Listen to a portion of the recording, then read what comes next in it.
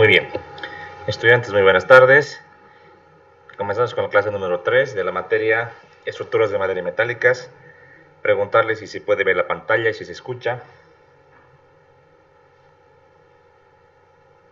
Sí, se puede ver la pantalla y sí se escucha. Perfecto. Bueno, en la anterior clase hemos quedado en este diagrama tensión de formación o esfuerzo de formación, el cual hemos explicado a detalle, hemos recordado justamente la teoría del acero estructural y hemos reconocido dos puntos importantes, los más claves para el diseño de acero. El primer punto es el límite de fluencia o tensión cedente también que se le conoce como FY, y el esfuerzo máximo en tracción o en tensión llamado FU o esfuerzo último también. Ambos esfuerzos, características principales de los elementos metálicos, y claramente hemos podido revisar que para cada uno de estos esfuerzos tenemos una deformación unitaria diferente. Para FY tenemos una deformación unitaria EY, que está por acá en este punto donde está mi cursor, y para FU está la deformación unitaria epsilon último, claramente un valor mucho más grande que el valor de epsilon Y, ¿sí? Desde el punto donde comienza la serencia, que podemos indicar que es el punto donde comienza el tramo inelástico de la curva de tensión de formación, vemos que hasta el punto de falla, hasta el punto de rotura, punto F, hay una gran distancia, y eso nos lleva a pensar de que el acero es un material dúctil. Vale decir que la incursión del material en el rango inelástico tiene una gran deformación sin una pérdida aparente de la resistencia. Si podemos notar, por ejemplo, desde el punto C al punto D, la resistencia o la tensión no varía, fluctúa, y desde el punto D hacia arriba, hacia el punto E, el material tiende otra vez a tomar capacidad, a endurecerse, hasta llegar al punto máximo y de ahí decrecer hasta la falla. Entonces, claramente se puede ver que el acero es un material totalmente dúctil. Ahora, entre acero y acero hay diferencias. Aquí en la gráfica de la derecha tenemos dos tipos de acero. Tenemos un acero con código ASTM A36 y un acero con norma o código ASTM A514. Son dos tipos de acero con dos aleaciones distintas. El 514 con una resistencia superior, tanto para FY como para FU, y el A36 con una resistencia inferior. Sin embargo, si notan la gráfica tensión de formación, prácticamente el A36 es un material que tiende a deformarse mucho más antes de la falla.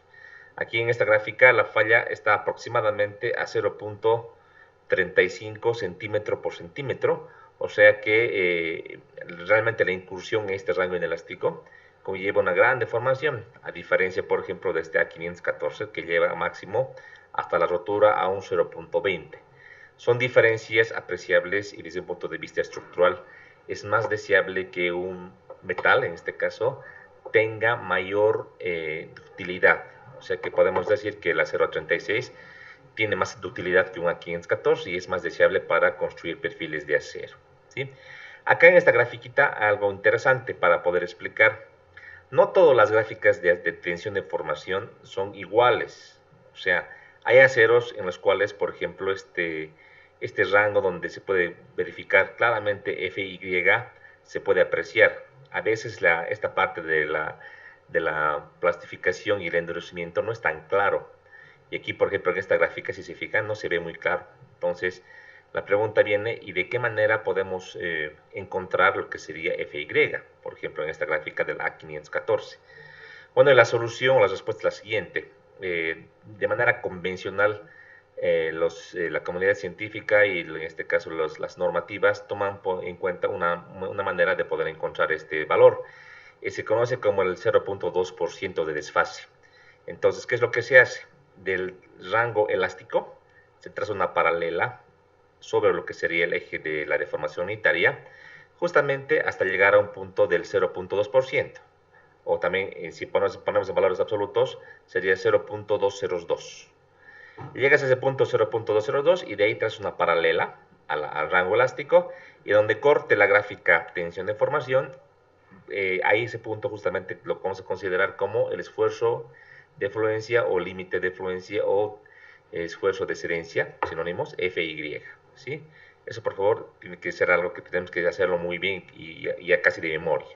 Eso se hace, repito, los aceros en los cuales no se puede ver claramente dónde está el punto de fluencia. A diferencia de, por ejemplo, esta gráfica que tenemos aquí, la 36, donde uno puede ver claramente dónde está el punto de Y. Aquí tenemos, parece ser mucho menos dúctil, esta manera de poder encontrar este esfuerzo. ¿Sí? Eso para los cálculos es muy importante. Cuando tengamos un diagrama de tensión de formación, tenemos que verificar, identificar el punto de fluencia. Entonces tenemos que utilizar esta metodología, que es más gráfica, como lo pueden ver ustedes. Bien, aquí tenemos también otro tipo de gráficas. Aquí tenemos otro tipo de aceros. Este tema de los códigos, por si acaso, son códigos de aceros con la norma ASTM. Por si acaso, la ASTM está muy vinculada con toda la normativa de diseño, en este caso norteamericano, y también que se aplica a nivel mundial casi en todos los países. ASTM ha definido un tipo de aleación y un tipo de comportamiento estructural de un acero, en este caso de la 36, el A992, el A852 y otros tipos de aceros que vamos a ir revisando más adelante. ¿Sí? Aquí la comparación de las gráficas nos lleva a ver lo siguiente. Por ejemplo, el A852 es un acero mucho más resistente, pero menos dúctil que el 992 y el A36. Además, el rango este de plastificación donde podemos identificar FY no es claro en este acero 852, que habría que hacer de la parte del origen, ir al 0.2%, trazar una paralela y donde encontremos la gráfica, ahí sería el punto de esfuerzo de fluencia, como ya conocemos, ¿verdad? Lo propio acá, esta misma gráfica haciendo un acercamiento o un zoom en la parte, digamos, del tramo izquierdo, que tenemos un acercamiento y claramente podemos ver que tanto el A922 como el A36 tienen un comportamiento bastante similar en cuanto al tema este de encontrar el esfuerzo de fluencia, ¿no? Por si acaso, para lo que sería el A36, y el nombre viene de ahí justamente, el 36 se refiere al límite de fluencia justamente, o sea que el FY es 36 KSI, que son kilolibras por pulgada cuadrada. Y del acero A922, su esfuerzo de fluencia no está en el nombre, sino que está dado de manera tabulada en la normativa, que es 50 KSI. Eso vamos a ver a continuación en nuestro cálculo, nuestras tablas que vamos a mostrar a continuación. Bien, para entrar al tema de aceros, un poquito me quiero adelantar, esta parte la vamos a ver ahorita, no se preocupen. En el tema de aceros, déjenme revisar, tengo aquí una tablita bien interesante, me he saltado, aquí está. Usualmente los tipos de acero, todos son a carbono, pero algunos tienen algún tratamiento térmico y alguna aleación con un metal adicional. En este caso, usualmente el carbono, que es el acero más típico, el acero al carbono, tiende a ser más o menos resistente en función, decíamos, al mayor o menor contenido de carbono. ¿Sí? Entonces, por ejemplo, aquí tenemos un cuadrito donde podemos revisar. Un acero típico al carbono, ¿sí? Tiene las siguientes características. Si tiene bajo contenido de carbono, será un acero menos resistente, pero va a ser mucho más dúctil y soldable, que también es una característica deseable en un acero estructural. Como conocemos, los aceros, por ejemplo, se pueden unir con soldadura para hacer conexiones. Entonces, si yo tengo un acero que no es tan soldable o es difícilmente soldable, seguramente que no es muy adecuado que solo me limite al tema de las conexiones con pernos, ¿verdad? Entonces, el contenido de carbono es clave para poder decir si mi acero va a ser dúctil y va a ser soldable, ¿no? Para dejar de especular y decir, digamos, a alguna empresa le pone un poquito más o un poquito menos, por ese motivo se han creado pues, los códigos, en este caso de la norma ASTM. Un ejemplo de un acero con bajo contenido de carbono es el acero A36.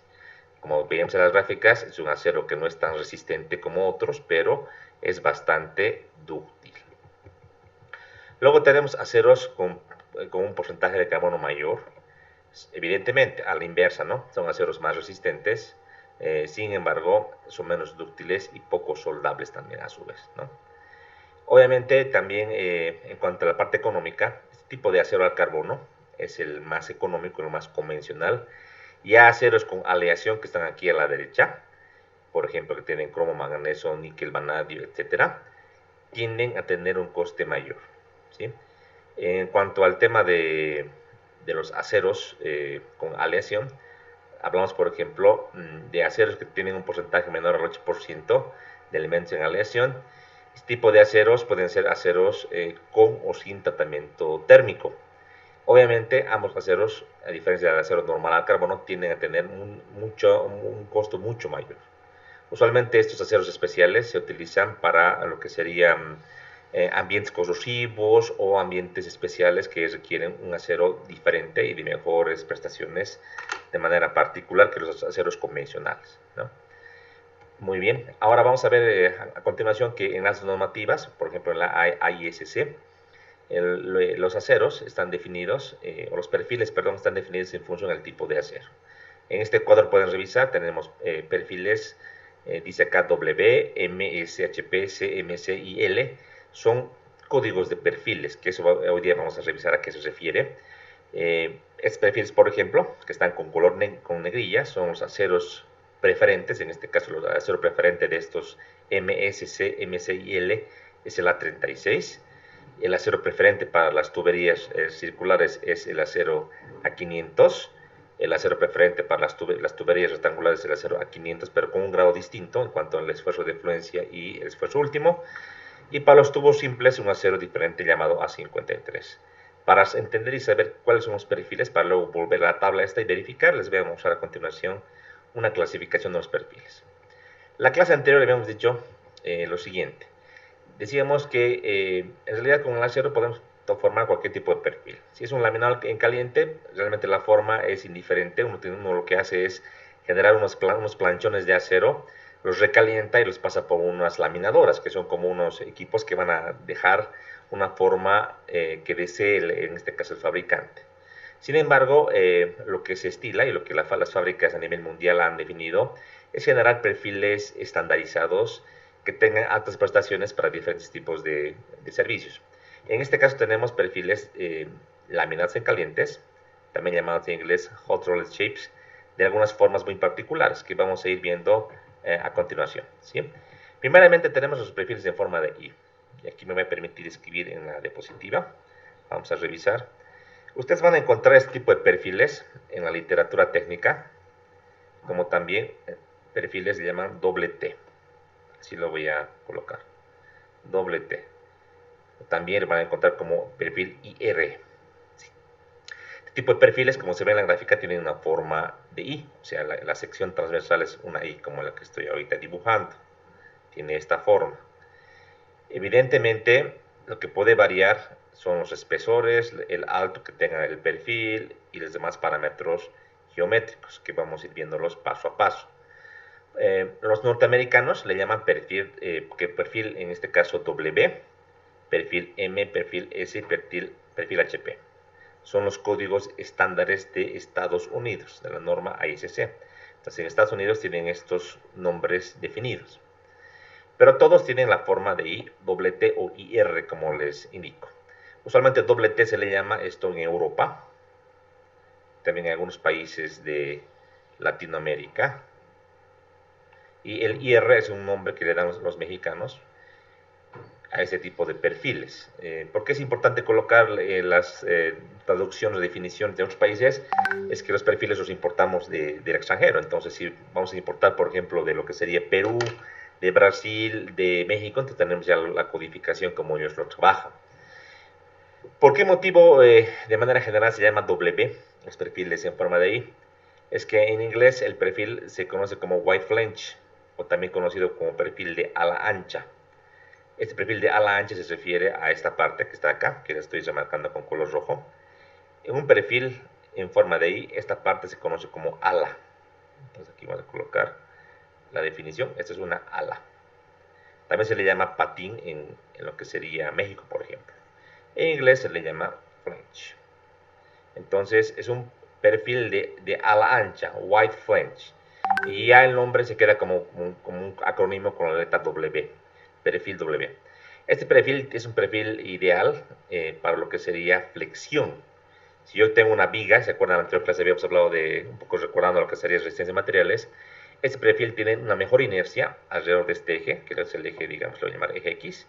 La inercia X es mucho más grande que, por ejemplo, un perfil rectangular, donde el perfil rectangular con un área equivalente, o un perfil, no sé, digamos, si quieres circular, tiene menor inercia de este eje comparado con un perfil como el que estoy aquí mostrando. Decíamos, esto se produce por lo que sería el área alejada del centroide, el área de las alas, que lo que me aporta es el teorema de los ejes paralelos, ¿se acuerdan? Entonces, este perfil es ideal para lo que sería, por ejemplo, vigas o elementos en flexión. Entonces, es un elemento bastante competente. Si se fijan, hace un acercamiento, tiene una curvatura, no es recto. Se sacan los moldes y tiene una curvatura. Yo podría esquematizar este perfil con un perfil así totalmente recto, que yo podría conseguir con unas planchas, por ejemplo. Podría agarrar, podría soldar y generarme un perfil, digamos que definido por el usuario, que no sea estandarizado. Pero la diferencia es que justamente en el encuentro entre los patines o alas, que son esta parte que estoy marcando, y el alma, que lo voy a marcar con otro colorcito, esta parte central que está acá, que la estoy poniendo con color azul, se llama alma, en inglés se llama web. Ese encuentro es aquí con una curvatura y aquí es totalmente recto.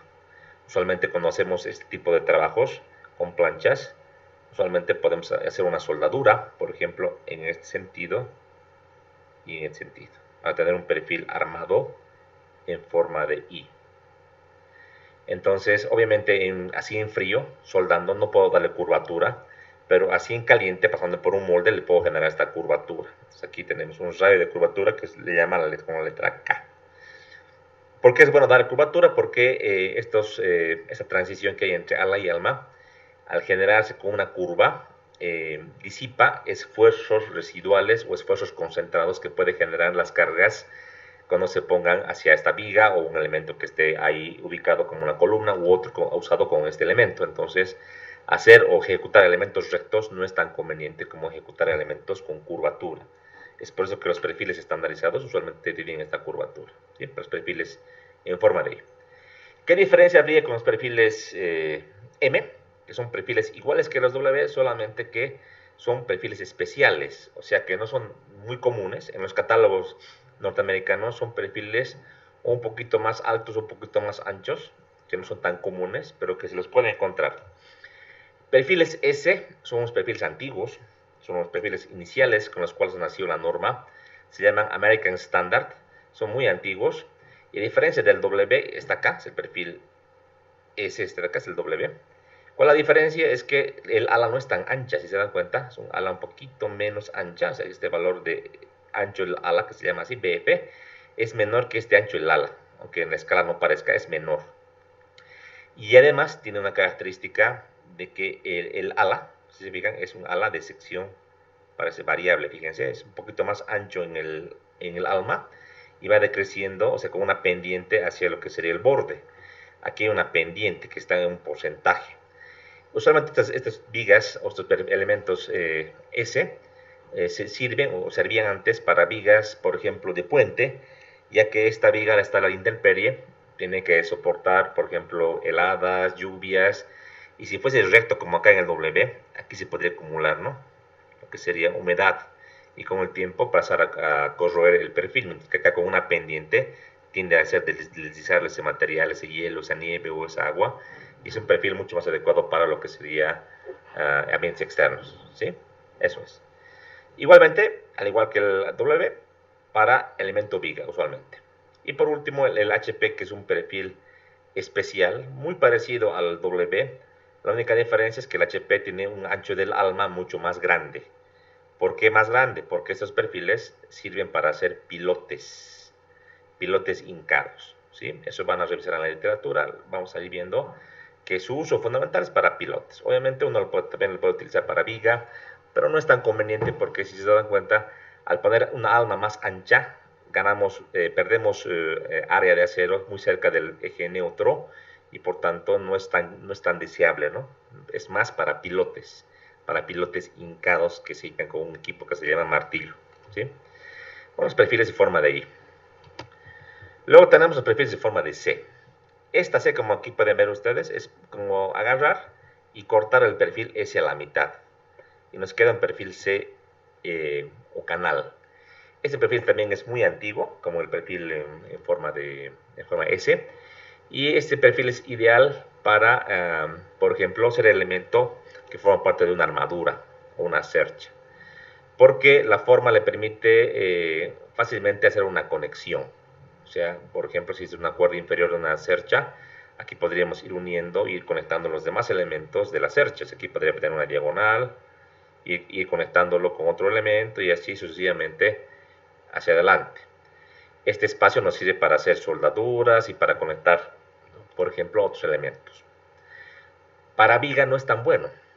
Como ustedes conocen, un perfil canal o C, que lo han visto en resistencia de materiales, tiene un pequeño problema. El pequeño problema es su asimetría. O sea, el perfil ciertamente es simétrico respecto al eje horizontal, este que le voy a llamar eje X, pero es asimétrico con respecto al eje vertical. A este eje que le voy a llamar el eje Y, eje Y. Entonces aquí tengo el centro de gravedad, el centroide, y la flexión, si se dan cuenta, me generaría problemas porque es un perfil asimétrico. Si la flexión fuese tomando en cuenta el perfil en el sentido del eje débil, o sea, tomando en cuenta el perfil de esta manera, sí podría trabajar de una manera simétrica. Pero si se dan cuenta, no es eficiente porque la inercia del eje Y es menor a la inercia del eje X, que es el eje principal, ¿verdad? Entonces, si yo le pongo cargas aquí encima, cargas distribuidas, supongamos que de una losa, el problema es que este perfil C va a tender a girar, porque todos conocemos de resistencia de materiales que este perfil tiene un problema llamado centro de corte. El centro de corte de este perfil está por acá afuera, el centro de corte, y es excéntrico a lo que sería nuestro centro de gravedad, eso es en centroide. Entonces, esta excentricidad le va a generar un momento, ya que esta carga de flexión, si fuese una viga, la resultante estaría cayendo justamente por acá en este eje, la resultante, y va a ser un brazo de palanca E, y vamos a tener un momento torsor igual a R por la excentricidad. Entonces, realmente este tipo de viga, o este tipo de perfil para viga, no es tan conveniente. Se puede utilizar, y si lo utilizas, deberías tú diseñar para flexotorsión. O sea, tomar en cuenta la flexión alrededor del eje X y también a su vez lo que sería la torsión. Es un diseño más complejo, y aparte que el perfil mismo es muy débil a la torsión porque es un perfil abierto. Entonces eso le confiere características no muy deseables ante este fenómeno. Entonces, su uso más será sobre todo, como decíamos, en armadura, de esta manera, al lado ancho, para poder conectar elementos. Para elementos a compresión en tensión puede trabajar muy bien, pero para flexión no es tan deseable. Perfil canal. El MC o el Miscellaneous Channel es un canal igual que el canal normal, solo que con dimensiones un poquito especiales, tamaños un poquito más grandes a los comunes, diríamos. Solamente esa es la diferencia. Luego tenemos los perfiles angulares o perfiles L, o los ángulos. Estos perfiles, como ustedes bien conocen, son los perfiles más complejos de calcular, los perfiles más difíciles se quiere, de revisar. Tienen un problema de asimetría muy marcado. Aquí tenemos, por ejemplo, lo que sería unos ejes ortogonales, no principales del perfil. Aquí tenemos el eje X, aquí tenemos el eje Y, ahí estaría lo que es el centroide.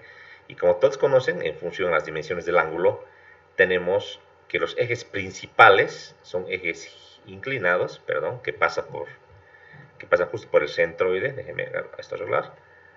Son este tipo de ejes.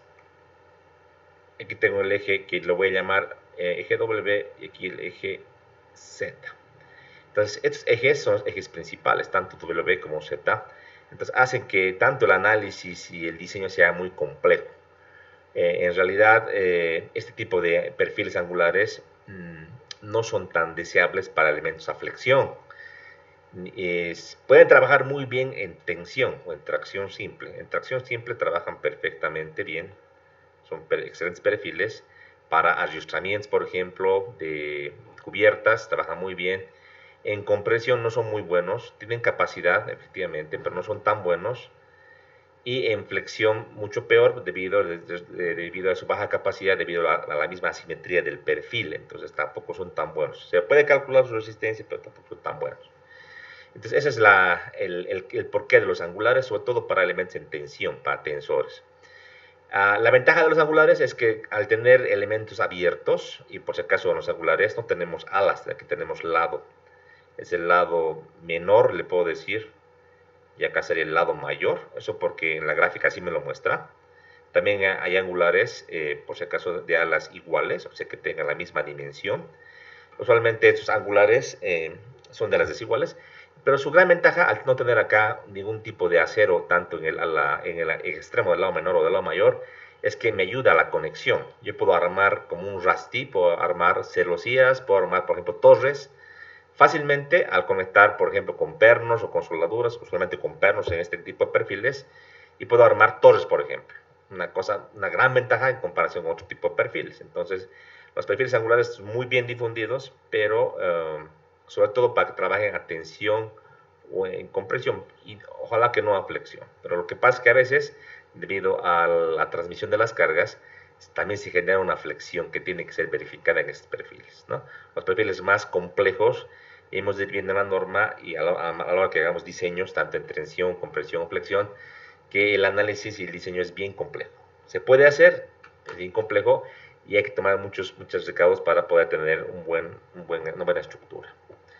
Luego tenemos la familia de perfiles tubulares o tubos. En inglés le llaman a los tubulares HSS. ¿Por qué le llaman HSS? Porque viene del acrónimo de Hollow Structural Steel o perfil tubular hueco, HSS. Estos perfiles tubulares tienen las siguientes formas, pueden ser circulares, pueden ser cuadrados, pueden ser rectangulares, son las tres formas principales. Tienen una gran ventaja, que son simétricos, sobre todo el circular es un perfil doblemente simétrico. El eje, porque el que tú le pongas, sea ortogonal o no ortogonal, siempre es un eje de simetría, entonces un perfil totalmente simétrico. Su uso fundamental es en elementos en compresión. Su mejor ventaja o mayor ventaja es que para elementos de compresión como columnas o elementos de cercha, trabajan perfectamente bien, tienen una gran capacidad, tienen una alta rigidez también, como ustedes bien saben, una alta rigidez a torsión, lo que lo hace un elemento principal. Por ejemplo, si tenemos una torsión alta por algún fenómeno, hay que pensar directamente en perfiles tubulares. Pueden ser circulares, que es lo ideal, o tal vez un perfil cuadrado o rectangular. Preferentemente circular, porque en los circulares, como bien conocemos, no existe el problema del alabeo, sino torsión uniforme, como han llevado ustedes en resistencia de materiales, ¿sí? Los perfiles ideales para lo que serían columnas, para lo que serían elementos, también a tensión, trabaja muy bien, y también usado para lo que sería armaduras. Uno de los defectos o problemas principales de los tubulares son las conexiones. En las conexiones tenemos problemas. Imagínense que quiero hacer un edificio de acero, tengo un perfil tubular que lo voy a modelar y lo voy a plasmar en obra como un elemento columna que esté empotrado en el terreno, y quiero unirle una viga, y yo sé que para vigas el mejor acero, el mejor perfil es el perfil tubular, prefiero el perfil W, que tenga un W visto de costado, ¿sí? La pregunta va a ser cómo hago la conexión, ¿no? Se hace complicado conectar un perfil en forma de I, como el que estoy ahorita dibujando, con un perfil sección tubular, ¿no? Se hace muy difícil, entonces hay que usar elementos adicionales, algunas planchas adicionales, se complejiza mucho. Entonces por ese motivo que en edificios o edificaciones, usualmente por este motivo las columnas se las hace también de perfil en forma de I, para facilitar la unión que pueda existir entre elemento y elemento. Los tubulares, sin embargo, si uno puro tubulares, por ejemplo, para hacer una cercha, hay una manera de poder conectar, se hacen unos cortes especiales y se forman lo que se llaman unas bocas de pescado. Es interesante cuando veamos conexiones, vamos a ver que en la norma tenemos un capítulo específico para los tubulares, un poco diferente, ¿no? Sin embargo, ante cada ventaja que acabamos de nombrar, también tiene sus desventajas. Al ver, por ejemplo, la unión de perfiles no tubulares con tubulares, ahí se complejiza un poco, ¿no? Pero son las alternativas que hay. Los pipes o tuberías son como los tubulares, solo que son perfiles o secciones un poquito más pequeñas, igualmente circulares por si acaso, ¿sí? Esos son los pipes, los perfiles tubo también. Perfecto. Estos serían los perfiles principales. Aquí están en esta gráfica. Dice laminados en caliente. Por si acaso, la orientación de nuestro semestre está dada principalmente perfiles laminados en caliente. En inglés se van a acordar siempre, son los perfiles hot rolled shapes. Shapes es perfil en inglés y hot rolled laminado en caliente, ¿sí? Son los perfiles principales, los perfiles con los cuales se puede conseguir o obtener los elementos más competentes para ejecutar, por ejemplo, edificios, puentes, etc. ¿Sí? De manera paralela a estos hot rolled hay otra familia de perfiles de acero llamados cold formed o conformados en frío. Este tipo de perfiles, a diferencia de los perfiles laminados en caliente, se conforman en base a planchas. Para que esta parte me entienda mejor, voy a adelantar y vámonos acá en esta diapositiva. Y como pueden fijarse, tenemos aquí tenemos una placa o plancha que está aquí en una bobina. Esta plancha viene en un ancho específico y viene de espesores, por ejemplo, de 2 milímetros para arriba, 2, 3, 4, 5, 6 milímetros, lo usual hasta ahí es lo típico, aunque puede llegar a más, ¿sí?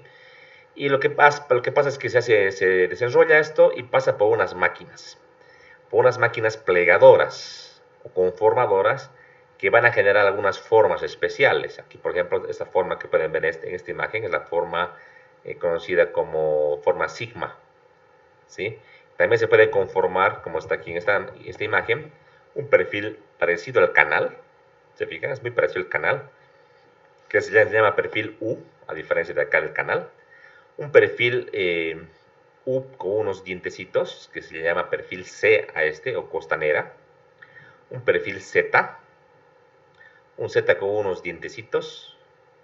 Un perfil también angular o L, un L con dientes, un perfil sombrero o omega, un omega modificado con unas puntitas, o el que decíamos el epsilon que les mostraba. Son las formas típicas, hay otras también que se pueden ir formando.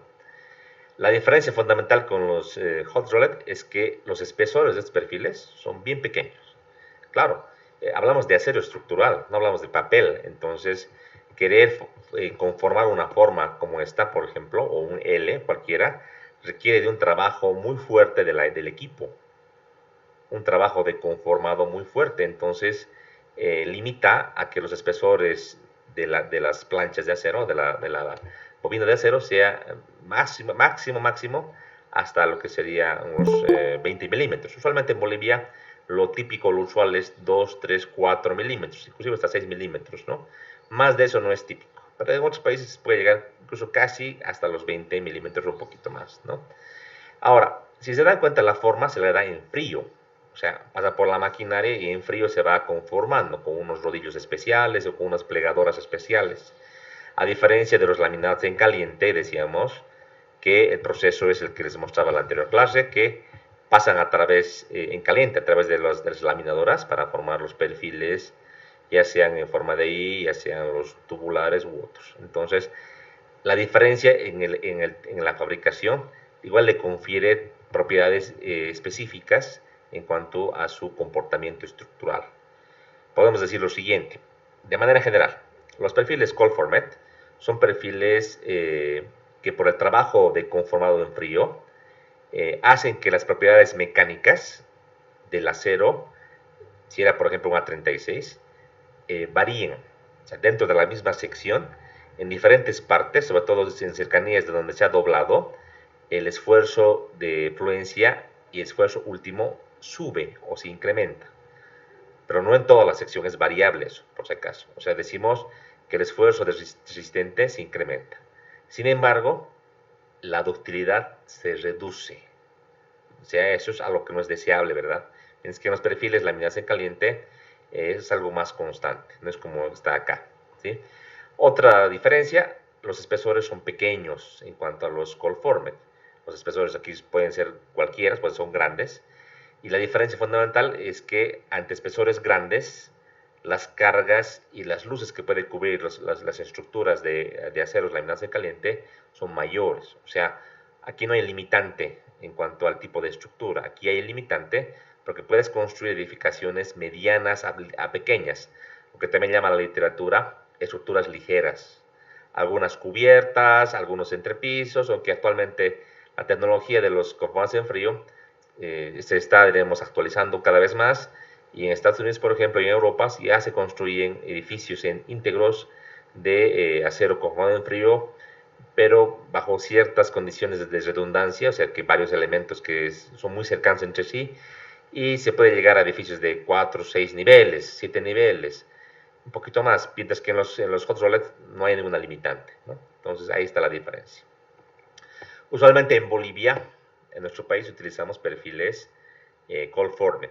O sea, importar un perfil laminado en caliente es caro, ¿no? Y usualmente para las edificaciones que usamos en Bolivia, que son naves industriales, tinglados, algunos galpones, depósitos, se utilizan perfiles como estos, porque los hot rolled, digamos que son más caros y no sería tan necesario conseguir estos. A Bolivia lo que más llega en hot rolled son los perfiles angulares. Eso sí que llega, ¿no? Hay variedades de los angulares, también hay algunos tubulares, pero en forma de ahí, por ejemplo, los canales no llega tanto como los perfiles que aquí llegan a Bolivia como bobina, y hay muchas empresas que vienen acá en Cochabamba y Santa Cruz que pueden doblar y pueden conformar perfiles como los que les he dicho. Entonces, ahí está la diferencia. Ahora, en cuanto al cálculo mismo, al diseño, la normativa misma se ha dividido. O sea que para poder diseñar perfiles laminados en caliente, se utiliza la normativa AISC, y para diseñar los perfiles conformados en frío, la normativa AESI. Ambas son norteamericanas, ambas son como la madre o la raíz de todas las normativas latinoamericanas, mexicanas, inclusive de varios países de Europa. En Europa tienen el Eurocódigo, pero a nivel mundial la que predomina es la AISC y la AISI para cada uno de los tipos de acero.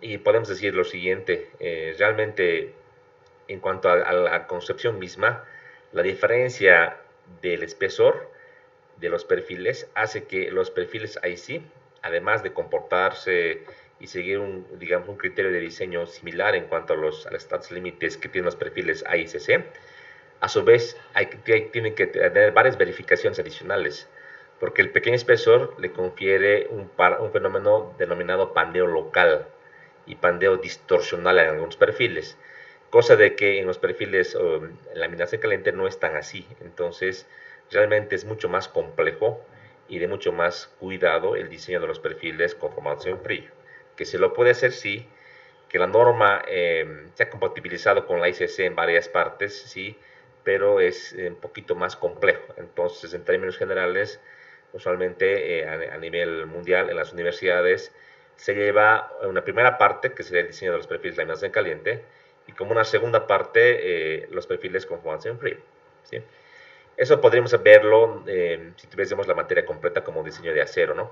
Tenemos la materia que es madera y metálicas, entonces eso un poco nos complejiza y tendremos que ir viendo. Lo vamos a tener que cerrar. Entonces, les decía, tenemos que compatibilizar, y lo que vamos a hacer este semestre, tratar de hacer un poquito más rápido en lo que sería madera y laminado en caliente, y por lo menos dar una pequeña introducción a los primeros capítulos del IC, obviamente con la literatura que también les daría y con la guía para que ustedes puedan comprender y ir ya por su cuenta, si se quiere, adentrándose a lo que serían los perfiles conformados en frío, que como les digo, la mayoría es la que se usa en Bolivia, los que están acá. Entonces hay que ponerle bastante atención a esta materia. Aprender el AICC nos sirve de mucho para luego entrar a IC y a verificar los perfiles de espesor de pared delgada, también se conoce así. ¿Ya? ¿Alguna pregunta hasta acá? ¿Seguimos grabando? ¿Se escucha? Sí, se escucha, Linda. Una consulta. Adelante. Los tinglados que se ven en escuelas, colegios, sí. ¿Se sabe que están diseñados conforme a la norma IC o se ha hecho simplemente por experiencia? No, ¿Cómo se puede ver? debería diseñarse con la norma ISI, debería. La mayoría de las naves industriales o tinglados de escuela, como dice su compañero, últimamente se ejecuta con este perfil, con este que está acá, con el que estoy marcando aquí, con el perfil canal o C, que también se le llama costanera, con este perfil. Entonces, este perfil se utiliza tanto para los elementos de las columnas como de las diagonales y las cerchitas, y evidentemente tiene que verificarse con esta normativa. Tiene que verificarse. Claro, en el tema de la modelación no hay problema, es universal, pero en el tema de diseño, en los estados límites en tensión, compresión, flexión, tiene que verificarse con IC. Es bastante similar a ISC, o sea que es muy parecido el comportamiento, pero hay algunas verificaciones, sobre todo en el tema del pandeo local, que hace que las secciones de estos perfiles, bajo algunas cargas, ya en el diseño mismo, no sean efectivas. Es como que cuando se pandea parte de este elemento, digamos que la parte del alma, como está acá, es como que tú tienes que descontarle, no tomar en cuenta. Y ya las propiedades mecánicas, como ser las inercias, centroides, todo varía y se va modificando, se va ajustando en función de las solicitaciones. O sea que no es tan fácil o tan decir voy a agarrar y solamente voy a poner un autodiseño para de contar, ¿no? Hay que ir a hacer un calculito más laborioso en cuanto a los perfiles con formación frío. Esto vamos a ver también al final del semestre. Al último les voy a enseñar a hacer el cálculo por el método de ancho efectivo. Van a ver que no es tan difícil, pero tiene su cálculo, diremos. Y solamente se lo hace en planilla esto. Bien. Bien. Aquí en mis gráficas no he colocado, pero hay un perfil que se llama T también. Está acá. El perfil. ¿Dónde está el perfil T? Aquí está. Aquí pueden ver en el punterito. El perfil T estructural es simplemente como un W que se parte a la mitad. O sea, no se lo parte, ¿no? Pero esa es la idea. Pero se lo fabrica solo hasta la mitad. ¿Cuál es su función? Es un perfil simétrico del eje vertical y asimétrico del eje horizontal. La función del perfil T usualmente es para posicionar como parte de una cercha o armadura, como también como una viga con las cargas en el eje Y. ¿Por qué lo cortaríamos el perfil W o no usaríamos un W si en flexión es mejor? Decíamos, ¿se acuerdan? Es que para unir o para conectar, imagínense con una cercha, nos puede incomodar esta ala superior o esta ala inferior.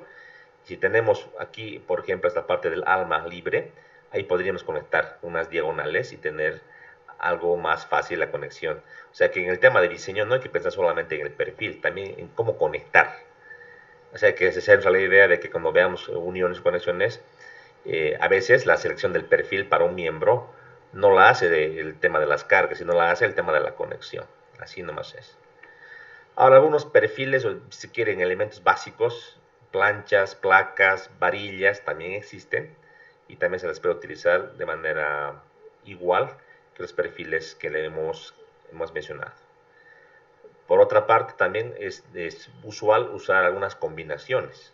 Por ejemplo, el ángulo simple que aquí les mostraba, lo puedo juntar acá de formar como una T, si se dan cuenta, acá es como una T estructural, pero hecha por dos elementos. Este perfil se llama doble angular o doble ángulo, es también un perfil bastante útil, un perfil compuesto por dos ángulos, que en el medio puede tener una planchita, una plaquita que se une con pernos o con soldadura. Entonces es un elemento que también puede servir y ya le arregla la parte asimétrica al angular y le convierte en un perfil simétrico del eje vertical, tal cual como el perfil T. Muy usado esto en cerchas, por ejemplo, de techo o armaduras. Un perfil doble canal, que si se dan cuenta es como tener un perfil ya W, que se está armando, un perfil S, ¿no? Estamos arreglando la simetría que teníamos del eje vertical, ¿se dan cuenta? Y así también podemos formar perfiles armados con planchas. O sea, puedo agarrar placas que puedo ir soldando. Aquí con 3 planchitas me armo un perfil en forma de I. O con 4 planchitas me armo un perfil tubular. Como si fuese un tubular rectangular, pero armado con planchas. Y se dan cuenta, son maneras o alternativas de ir haciendo este tipo de perfiles. ¿Sí? Eso vamos a ir viéndolo paso a paso, no se preocupen. ¿Sí? Mira, una consulta Sí. sobre los perfiles que se combinan, Sí. como el doble angular o el doble canal. Sí. Su resistencia depende de las propiedades del perfil o de la resistencia de la unión con lo que se ha hecho, sea soldadura o con pernos. Perfecto, muy bien. La resistencia de los perfiles combinados depende de las propiedades de los perfiles. O sea, yo no tomo en cuenta jamás, y pónganse, lo haré un poquito más grande para que se note. Lo haré aquí, ¿ya? Aquí lo vamos a hacer. Supongamos que voy a hacer un doble ángulo. Supongamos que voy a hacer un doble ángulo. Y aquí tengo un ángulo, aquí tengo el otro ángulo. Digamos que aquí tengo a lo largo el perfil, ¿no? Ahí está a lo largo. Y estaría por aquí. Se vería más o menos así, como lo estoy dibujando.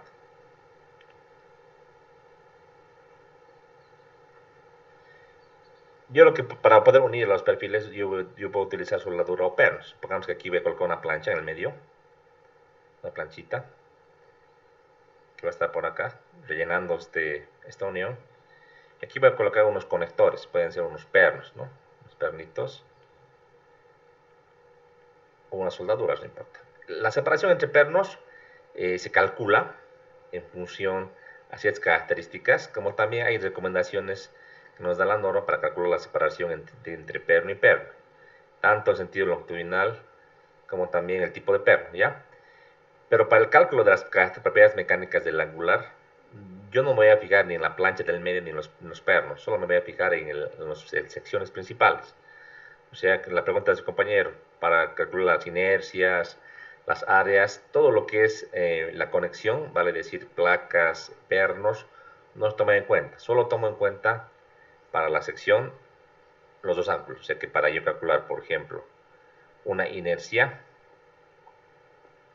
por ejemplo, de este eje que está por acá, o del eje que está por acá, del eje Y o X que le voy a llamar, solamente me fijo en los perfiles que estoy achurando. Lo otro no tomo en cuenta, es despreciable. Pero para que funcione esto como una sección única, tanto la plancha como los pernos que voy a colocar o soldaduras, los debo diseñar para que esto no resbale, no se mueva, ¿no? Que trabajen de manera solidaria. Hay detalles que ya la norma nos facilita, nos dice que tenemos que cumplir en cuanto a separaciones y demás aspectos para que esta unión o este tipo de perfil sea un perfil único y más o menos se parezca a un perfil T. Es como si fuese una sola unidad, ¿no?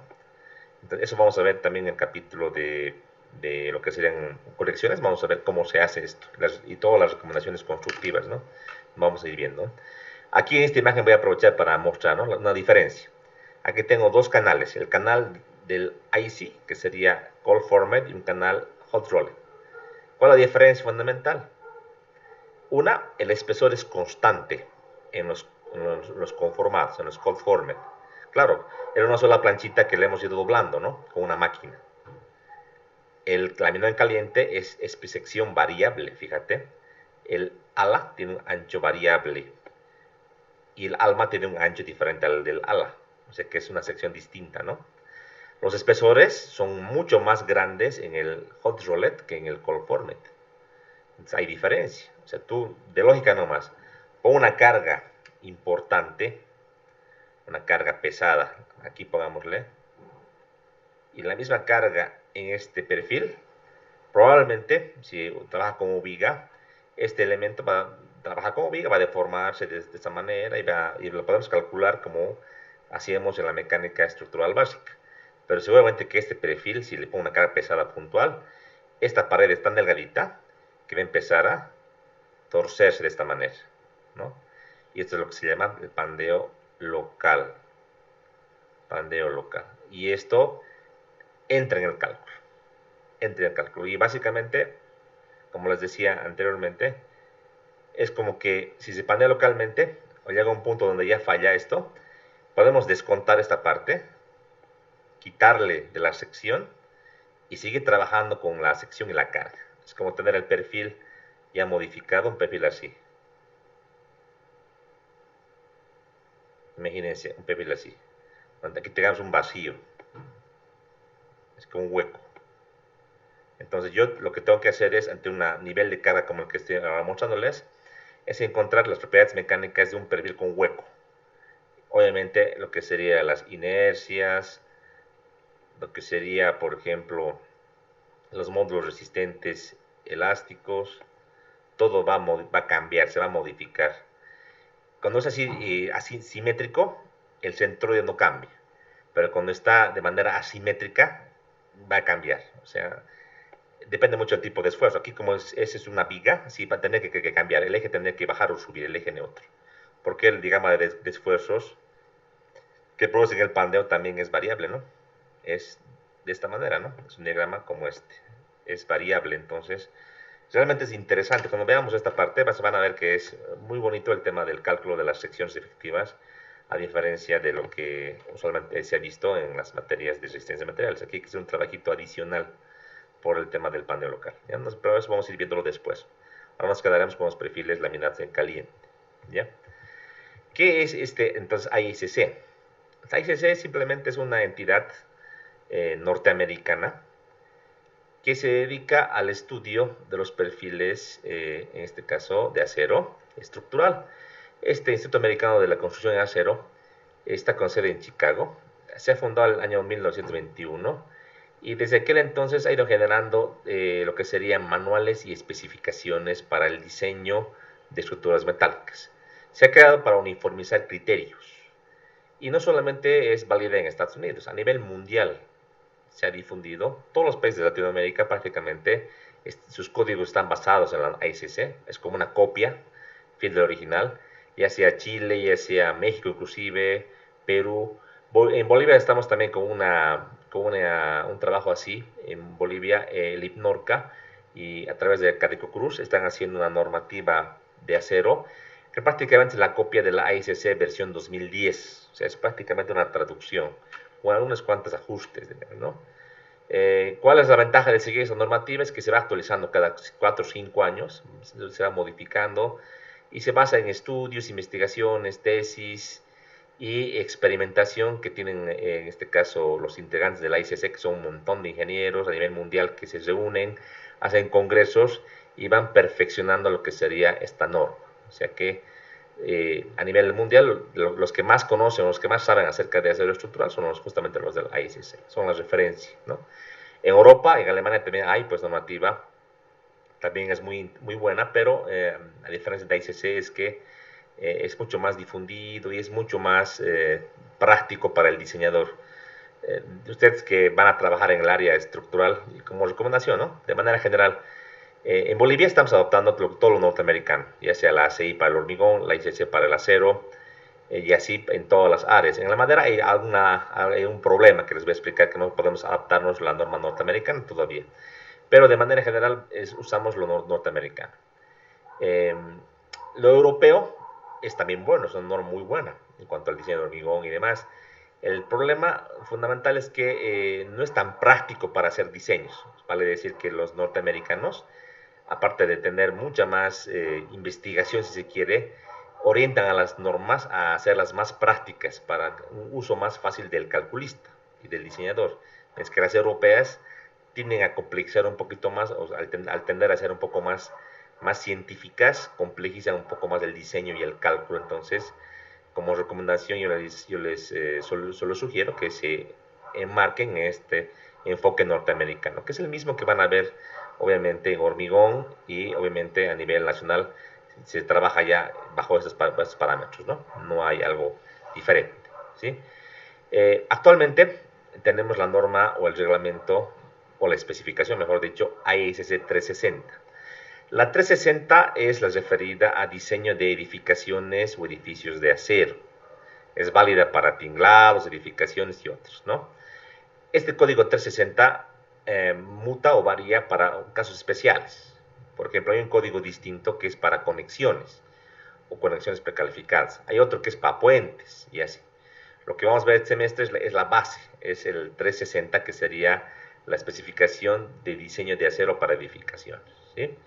El 16 se refiere al año. Esa normativa yo, por ejemplo, la conozco desde el año 99 y actualmente la última que tenemos vigente es la 2016. La 2020-21 ya debería haber salido. Están seguramente ya en eso y cuando salga vamos a tener que migrar todos a esa normativa, como les decía, en Bolivia, están haciendo como una traducción para la 2010, ¿no? Y preferentemente, yo les digo siempre, en cuanto a normas o reglamentos o especificaciones, es bueno ir siempre a la última versión de la norma, más que una antigua, ¿no? ¿Qué diferencia hay entre especificación y norma? Bueno, la especificación, ese documento, nos dan ecuaciones, tablas y parámetros de diseño de estructuras metálicas y sus conexiones. Ese documento también tiene su contraparte, que es el manual. El manual son tablas, ayudas de diseño de perfiles estandarizados, como los he mostrado anteriormente. Entonces, de manera junta o de manera casada se trabaja con el manual y con la especificación. Si tú quieres trabajar con perfiles hechos con soldadura, o sea, perfiles hechos con placas que no son estándares, bueno, puedes trabajar con la norma ICC 360 tranquilamente, con la especificación. Pero si quieres trabajar con algo estándar que te pueda conseguir y puedas importar, entonces pues, hay que trabajar adicionalmente con el manual. Eso vamos a ir viendo, no se preocupen, paso a paso, ¿sí? Ahorita vamos a ver la norma, cómo está dividida, no se preocupen, les voy a mostrar. Antes de esto, quería mostrarles el manualcito y la norma, ¿ya? Déjenme un cachito, voy a dar una pausa a nuestra grabación. Denme un segundito. Les he pasado a ustedes